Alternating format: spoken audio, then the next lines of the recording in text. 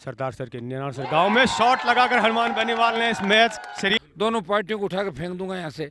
ये सियासी संदेश किसान राजनीति की शुरुआत हो जाएगी। हितेश ज्वेलर्स हरपुर कलेक्शन, मनपसंद डिजाइन, सोना चांदी डायमंड ज्वेलरी का सबसे विश्वसनीय प्रतिष्ठान हितेश ज्वेलर्स, चंद्र मार्केट, गांधी बालिका स्कूल के पास, सुजानगढ़। नमस्कार दोस्तों, मैं नागेश कुमार कौशिक के राजस्थान में स्वागत है। सरदार शहर में उपचुनाव होने वाला है और रणभेरी बच चुकी है। हर पार्टियां मुस्तैद हो चुकी है। जहां बीजेपी से अशोक पिंचा ताल ठोक रहे हैं, वहीं कांग्रेस से पंडित भंवरलाल शर्मा के पुत्र अनिल शर्मा ताल ठोक रहे हैं। वहीं मुकाबला बड़ा रोमांचक हो चला है, क्योंकि ये जो सीट है वहाँ आरएलपी भी ताल ठोक रही है और आरएलपी से लालचंद मुंड उन्होंने ताल ठोकी है और मामला कहीं ना कहीं त्रिकोणीय बनता जा रहा है। और एक ऐसा ही नैनासर गांव जो कि इस सरदार सर विधानसभा क्षेत्र का गांव है और यहाँ पर एक क्रिकेट की प्रतियोगिता हो रही है, जहां आरएलपी सुप्रीमो हनुमान बेनीवाल अभी भी पहुंचे हैं और क्रिकेट प्रतियोगिता की यहाँ पर वो बॉल खेलकर शुरुआत करेंगे, उनसे बातचीत करेंगे। सरदार सर के निनासर गांव में शॉट लगाकर हनुमान बेनीवाल ने इस मैच सीरीज का यहाँ पर शुरुआत की है, उद्घाटन यहाँ पर किया है। गांव नैनासर सरदार शहर विधानसभा का दृश्य आप देख रहे हैं। हनुमान जी बेनीवाल आरएलपी सुप्रीमो यहाँ पर पहुंचे हैं। यहाँ पर एक मैच है जो उद्घाटन उन्होंने किया है और युवाओं के लिए खास उत्साह भी हनुमान जी बेनीवाल में देखा जाता है। सर, क्या कहेंगे इन चुनावों में, विशेष रूप से जो आरएलपी आपकी पार्टी है वो किन मुद्दों के साथ ताल ठोक रही है इस सरदार शहर में? देखिए, मुद्दे हमारे वही है जिसको लेकर आरएलपी का गठन हुआ। कर्ज मुक्त किसान, मुफ्त बिजली, टोल मुक्त राजस्थान, बेरोजगारों को रोजगार, मजबूत लोकायुक्त और कानून का राज राजस्थान में, भय मुक्त, भ्रष्टाचार मुक्त राजस्थान, हर खेत को सिंचाई का पानी सरदार शहर के अंदर, जो बिल्कुल यहाँ नहरें दोनों तरफ नज़दीक आई हुई है, लेकिन फिर भी सरदार शहर, तारानगर और चूरू जिला आज भी सिंचाई की ओर किसान टकटकी लगा के राजस्थान की सरकार की ओर देख रहा है। यहाँ के नेता अगर काम करते तो बहुत सारा विकास यहाँ पे हो जाता है। दुर्भाग्य इस बात का है कि किसान राजनीति की दूरी चौधरी कुंभाराम आर्य, चौधरी दौलतराम शरण और उनके जमाने से लेके बहुत से बड़े किसान नेता हुआ, लेकिन 40 साल से किसान राजनीति यहाँ हाशिए पे चली गई। हमें किसान राजनीति की नई शुरुआत सरदार शहर की धरती से करनी है। ये सेमीफाइनल है। सरदार शहर अगर जीत गए तो राजस्थान में राष्ट्रीय लोकतांत्रिक पार्टी सबसे बड़े दल के रूप में उभर के सामने आएगी। ये हमारा टेलर है और पिक्चर तभी इसमें दोनों पार्टियों को दिखा देंगे। जवानों के अंदर जो जोश है, सर्व समाज में जोश है, सारे समाज दोनों हाथों से आशीर्वाद दे रहे हैं। वो चाहते हैं कि बदलाव हो। 70 साल की इस कांग्रेस भाजपा के शासन से परेशान, हमारी बहन बेटियां सुरक्षित नहीं, घरों पे अगर ताला लगे के चले तो कब चोरी हो जाए, कब लूट हो जाए, कब लूट खसोट, कब अपराध, न कोई रोजगार है और न कोई किसान खुशहाल है। तो लोग बदलाव चाहते हैं। कांग्रेस बीजेपी के मिले जुले खेल को खत्म करना चाहते हैं और ये बौखलाहट का ही परिणाम है कि बीजेपी के नेता ये कहने लगे कि चाहे कांग्रेस को वोट डाल दो, भाजपा को, आरएलपी को मत डालना। तो ये बौखलाहट का ही परिणाम है सरदार शहर के अंदर। बीजेपी ने अपनी हार मान ली है और कांग्रेस को भी 2-3 दिन के अंदर नौजवान ठीक कर देंगे सरदार शहर में। जो ये मामला, जो ये संघर्ष है बीजेपी और कांग्रेस का चलता आया है राजस्थान में, तो अब जो ये त्रिकोणीय जो संघर्ष बनता हुआ दिखाई दे रहा है, उसमें आप आरएलपी को कहां पर पा रहे हैं? किस पार्टी को पीछे खदेड़ रही है या कितने नंबर पर आप पा रहे हैं? सरदार शहर में, सरदार शहर के अंदर हम चुनाव जीतेंगे। अभी जहाँ तक लग रहा है, अभी कांग्रेस कंटेस्ट के अंदर है सरदार शहर में, लेकिन 2-5-7 दिन के अंदर स्थितियाँ बदलेगी।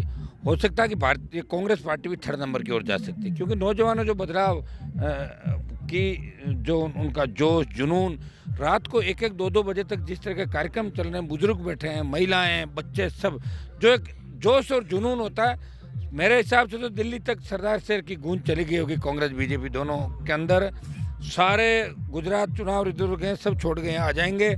इस बार उनको पता भी लग जाएगा कि वास्तविक चुनाव क्या होता है। और मुझे पूरी उम्मीद है, क्योंकि खूब उपचुनाव मैंने लड़ाई, चुनाव लड़ता रहा हमेशा। सरदार शहर की जीत से एक नई दिशा राजस्थान को मिलेगी।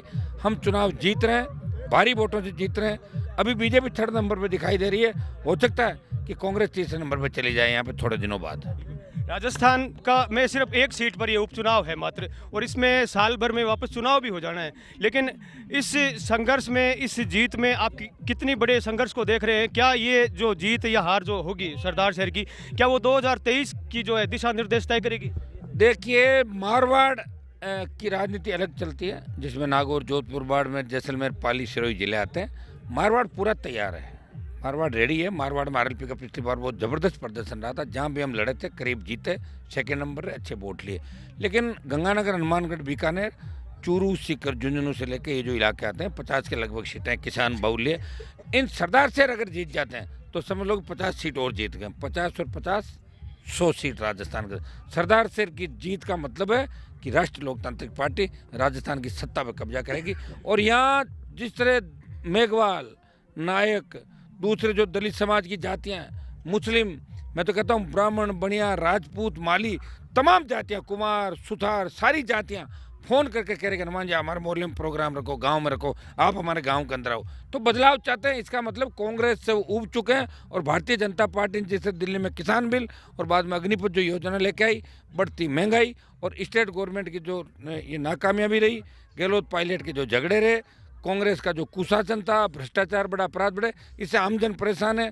संविदा कर्मी नियमित नहीं हो रहे हैं, रोजगार के साधन नहीं खुल रहे हैं और चारों तरफ भ्रष्टाचार। लोग आज़ादी चाहते हैं और आज़ादी की शुरुआत सरदार शहर की धरती से करना चाहते हैं। क्रांति का आगाज सरदार शहर के नौजवान या सरदार शहर के चुनाव से करना चाहते हैं। एक विपक्षी पार्टी के आपके नेता है जो बीजेपी के नेता है, और वो कहते हैं कि हनुमान जी बातें बड़ी बड़ी करते हैं लेकिन उनकी सीटें उतनी ज़्यादा कोई अभी तक राजस्थान में आई नहीं है। तो क्या भविष्य में ऐसा कुछ? अभी तक पार्टी बनाई किसने थी? मैंने तो बनाई राजस्थान में। पार्टी मैंने नहीं बनाई, चुनाव मैंने नहीं लड़ाया। और राजस्थान की जो चर्चा चलती थी ना बाहर की, राजस्थान में पार्टी बन नहीं सकती, उस भ्रांति को दूर मैंने ही किया इस देश का। उनको शायद पता नहीं है कि बीजेपी के नेता, तो बीजेपी तो सिम बनी थी, उससे पहले भी जो पार्टियां थी, बाहर की पार्टियां आती थी। राजस्थान में नई पार्टी बना के अपने बलबूते पे विधायक लाना और पार्टी को टूटने नहीं देना। बसपा टूट गई, बीटीपी टूट गई, कम्युनिस्ट टूट गए, सारे टूट के कांग्रेस चले गए।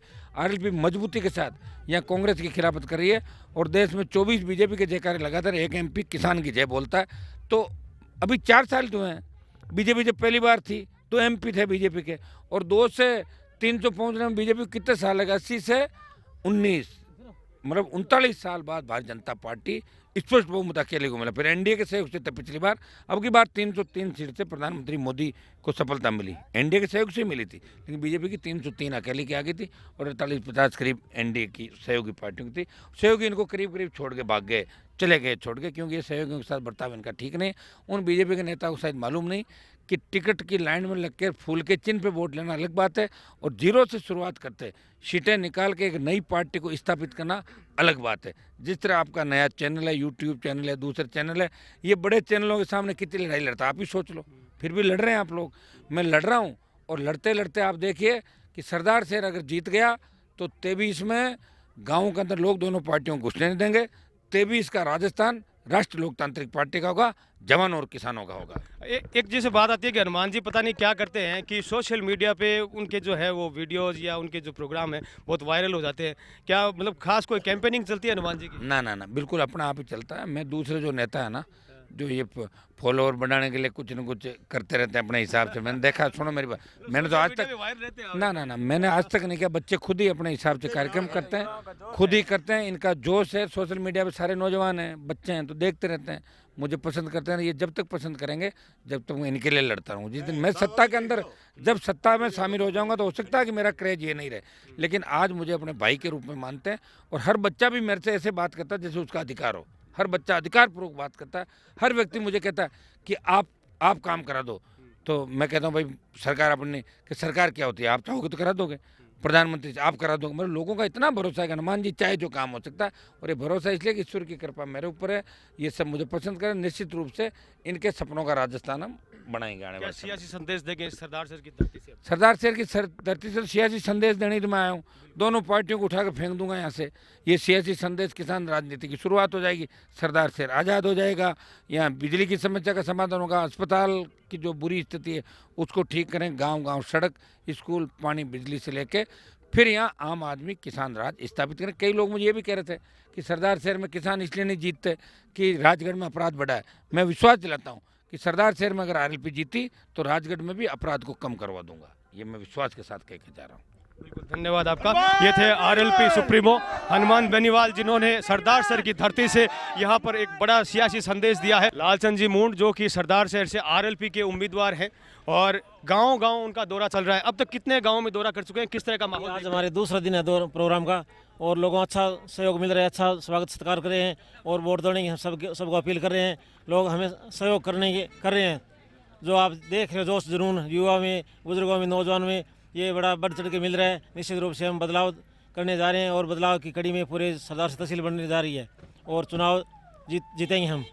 मैं नागेश कुमार कौशिक, कैमरामैन सहयोगी अनिल प्रजापत के साथ सरदार शहर से आप सभी का धन्यवाद।